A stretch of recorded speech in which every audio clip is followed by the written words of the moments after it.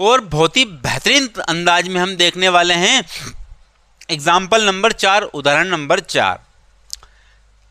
अब ये क्या कहता है, ये थोड़ा तरीका चेंज हो गया है इसमें। देखो क्या कह रहा है, एक द्विघात बहुपद ज्ञात कीजिए जिसके शून्यांकों का योगफल और गुणनफल कितना दिया है, अर्थात ये अल्फा प्लस बीटा दिया है और ये अल्फा इंटू बीटा दिया है, अर्थात मूलों का योगफल और मूलों का गुणनफल। अब फाइंड ए क्वाड्रेटिक पॉलिनोमियल, तो आपको फाइंड करना है पॉलिनोमियल अर्थात द्विघात बहुपद।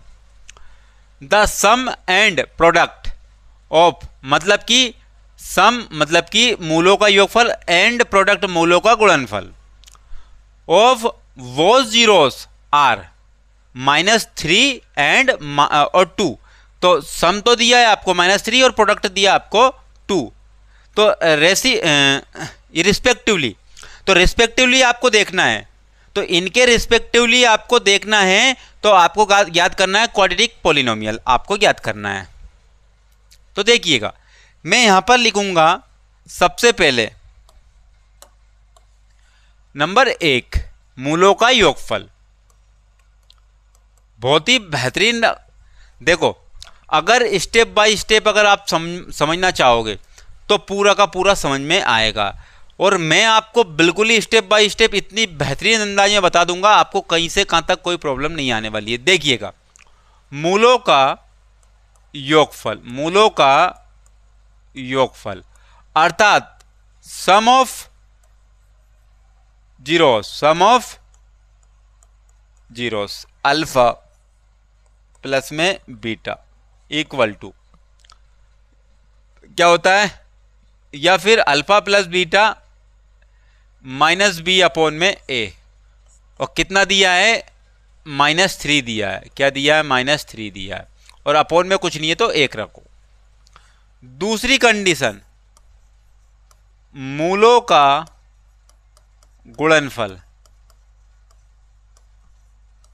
Alpha into beta equal to में c अपॉन में a इक्वल टू में 2 अपॉन में 1। तो 2 दिया था और अपॉन में कुछ नहीं था तो 1। तो यहां पर लिखेंगे प्रोडक्ट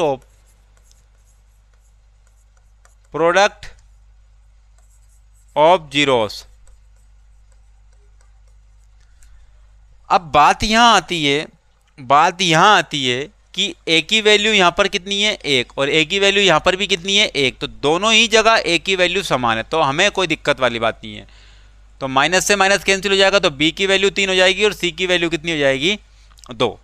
तो यहां पर लिखेंगे हम a कितना है, 1 है, और b कितना है 3 है, और c कितना है, 2 है। अब हम स्टैंडर्ड फॉर्म लिखेंगे, मानक रूप लिखेंगे। क्या लिखेंगे, मानक रूप। तो बहुपद का क्या लिखेंगे, मानक रूप लिखेंगे, अर्थात पॉलिनोमियल ऑफ स्टैंडर्ड फॉर्म। वो होगा ax का वर्ग प्लस में bx और प्लस में c। a की वैल्यू यहाँ कितनी दी है, 1, तो 1 लिखो या मत लिखो कोई फर्क नहीं पड़ेगा, प्लस b की वैल्यू कितनी दी है, यहाँ पर 3 दी है, तो 3 लिखो, x लिखो। c की वैल्यू यहाँ पर कितनी दी है, +3 दी है, और यही आपका क्या हो जाएगा, पॉलिनोमियल हो जाएगा, यानी कि बहुपद हो जाएगा। तो ये हमने एग्जाम्पल नंबर 4 को भी बहुत बेहतर तरीके से कर लिया है। अगर किसी भी प्रकार की आपको कोई समस्या आती है तो इसी वीडियो के कमेंट्स बॉक्स में आप जाकर के टाइप कर देना किस प्रकार की समस्या, और हम जैसे ही आप कमेंट करोगे उसी टाइम पे आपको सॉल्यूशन मिल जाएगा उस आपकी प्रॉब्लम का।